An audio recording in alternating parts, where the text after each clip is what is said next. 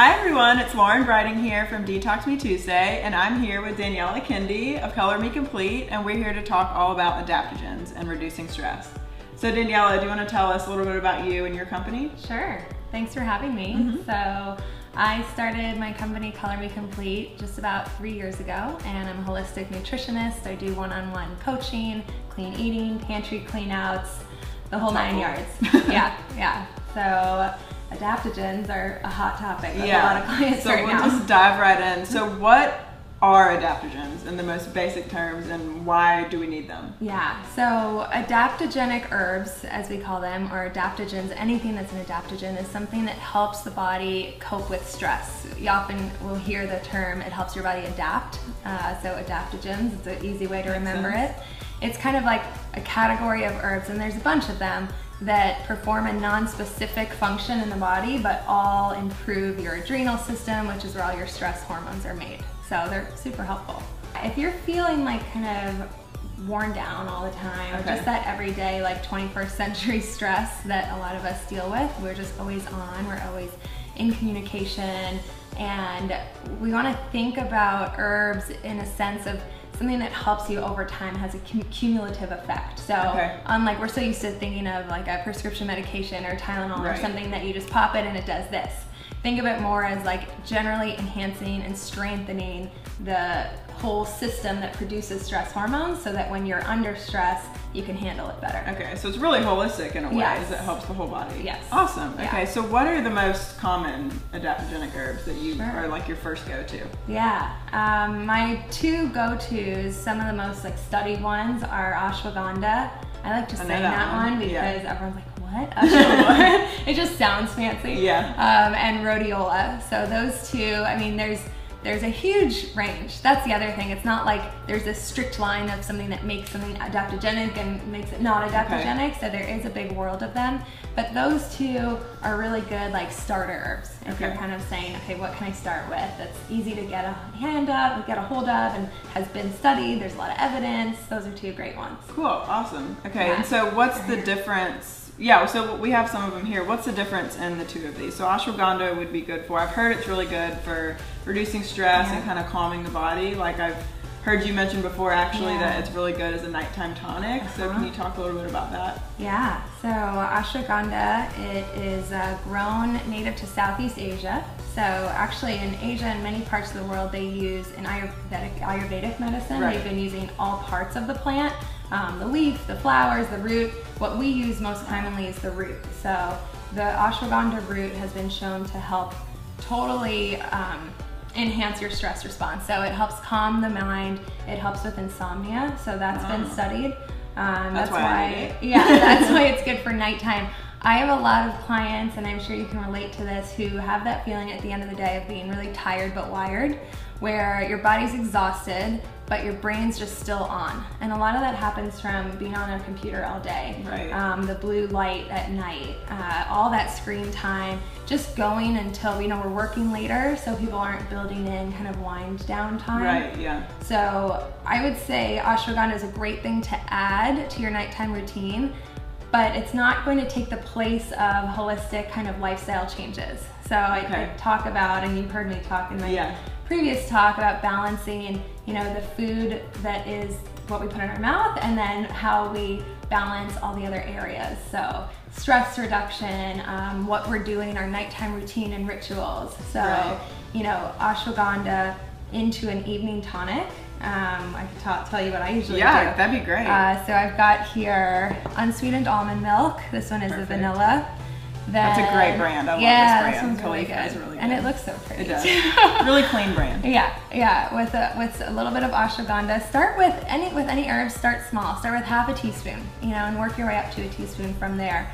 And ashwagandha is not very tasty, I would say, and you kind of have to mask it. So it's a bitter herb. So I've got two options here. One is a pure stevia leaf extract, and the other is monk fruit. So both of these are 0 sugar. They're not going to spike your blood sugar or have an effect on your glycemic index like sugar would. Most of the stevia kind of blends and commercial ones aren't even pure stevia. So it can be really processed, and can start to be as, you know, negative as all the other artificial sweeteners and probably out there. Marketed in a certain way. Yeah, so you want to look for something that's just stevia leaf. Liquid is ideal because it's really pure that way. You know, it doesn't have any bleach or additives. Okay. Same thing, this is just pure monk fruit. Also, if you want to do a little bit of raw honey in Ayurveda, which is, you know, where ashwagandha is so popular, they do that all the time. You just want to be careful not to overdo it with sweeteners at night.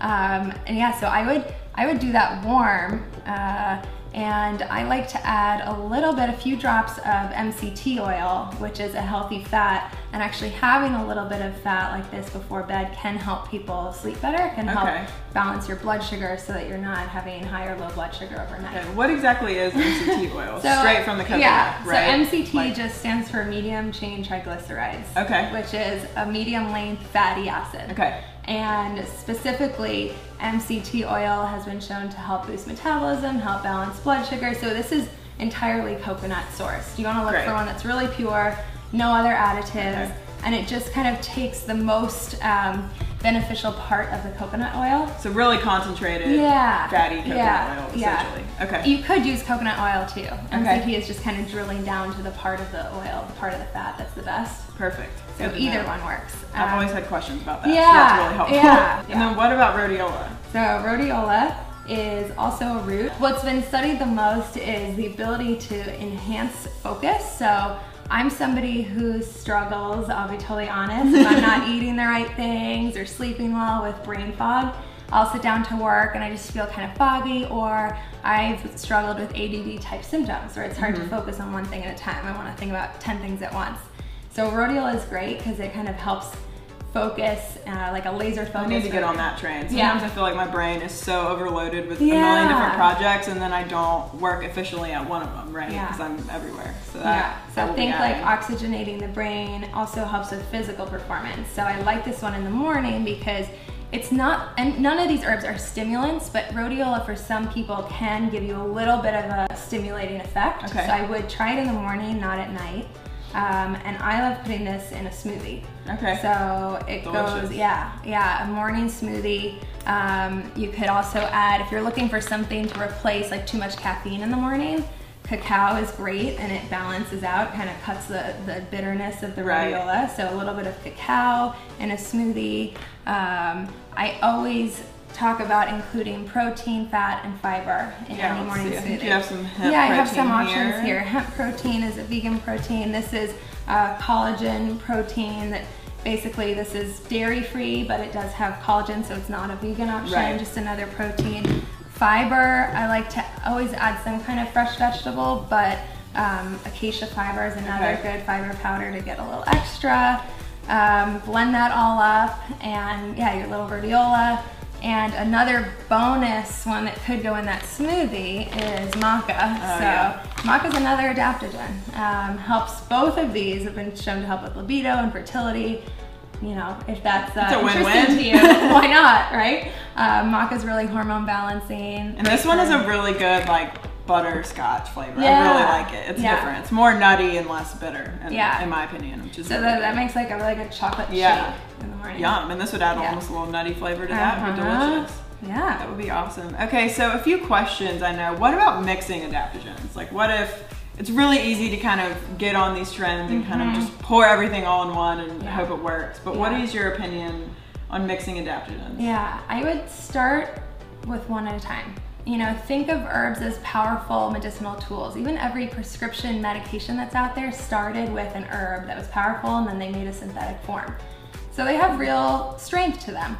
If you start with 3 or 4 at a time and you feel a certain way, you don't really know what's causing it. Like especially if you have a negative reaction, it's hard to then rule it out. That doesn't mean you can't combine them, you can't do blends. I mean, you'll see so many products on the market have, you know, 4 or 5 different herbs in them. But personally, I tell my clients start with one, and then another day do another one. So that's why I like Sun Potion, because it's a single, you know, ingredient. You can just kind of have a lineup. And then play around once you know what's working for you. Okay, cool. And I think we have one more common one. One we wanted to bring up was Macuna pruriens. Macuna pruriens is another common adaptogen. We don't have that one here today, but that's a great one. Actually, it's a dopamine precursor for the brain. So, I mean, mood booster, great to add to a morning with that smoothie carb too. sugar cravings too, because isn't there like a dopamine release Yeah. when we eat Yeah. things we crave, like sugar? There you go. Yes, Yeah. I'm getting it. Yeah, you should be coaching me.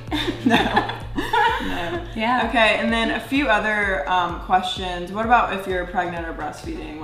I get that question a lot. Yeah, So yeah. What do you think about that? I play it safe when it comes to that. You Yeah. know, I think there's so many other foods. There's other superfoods that you can enjoy totally safely while pregnant. Everything from like algae are really great, chlorella, which are like foods that are almost like adaptogens, but have been studied and shown to be safe. So I would say skip it. Ashwagandha has been shown to impact hormone levels. You just don't really want to be messing with your body's natural hormones. Same with maca while you're pregnant. Okay. Great before pregnancy, might even help you get pregnant, but once you're pregnant, good to lay off of them for a little while. Same with nursing, I would say. Treat it the same as pregnancy. Obviously, if you have an herbologist or your doctor you want to consult with, totally. Awesome. Yeah. Okay, and then one thing that I love about what you do is you bring in, you know, kind of the facts and the science of food and nutrients and nutrition, but you also bring in kind of emotional levels of what's also going on and kind of looking at life as a whole with a client. So a lot of this, and I feel like the big topic is, you know, reducing daily stress is a big trend here, especially with ashwagandha being such a popular adaptogen. So do you have any tips for just reducing daily stress? I'm a big fan of, I like to call it moving or writing meditation in the morning. Something I really love to start the day is a morning journal ritual. So my personal ritual is every morning I will start by kind of writing down how I'm feeling, scan my body, how I'm feeling in my body, any symptoms, like basic things, how I'm feeling, and then how am I feeling in my mind. And those two steps bring just awareness. It's judgment-free. It's just saying, where am I right now? Because to me, that's true self-care. It's not trying to be something else. It's just, this is how I feel. And then anytime, and this is all again proven, you write down things you're grateful for. So I do a few gratitudes. That's shown to have a big impact on your psychology.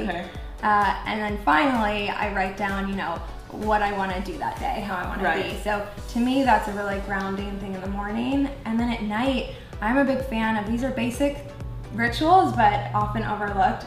Shower off the day. Like just think energetically to release everything that was going on. Even if you're not washing your hair, women, like I don't want to like dry my hair at night, but just a quick shower. Having a ritual and routine. If you think of babies, like think of yourself as a baby. Babies need consistency and routine. That's so true. So if you eat dinner around the same time, not too late, because if it's too late, it's going to stress out your body and your blood sugar is going to be spiked before bed. Have an evening tonic, have kind of the same routine every night, and really, you know, cherish your quiet time. I think that's the most basic. Like don't push yourself until you then collapse or fall asleep with your phone in bed. That's one thing I'm trying to get better about, is having a true wind down time, whether it's reading a book with my nighttime tonic or you know, just having a ritual in that way where it's screen free for a minute. Well, this was awesome. Thank you so much for doing this and teaching us all about adaptogens.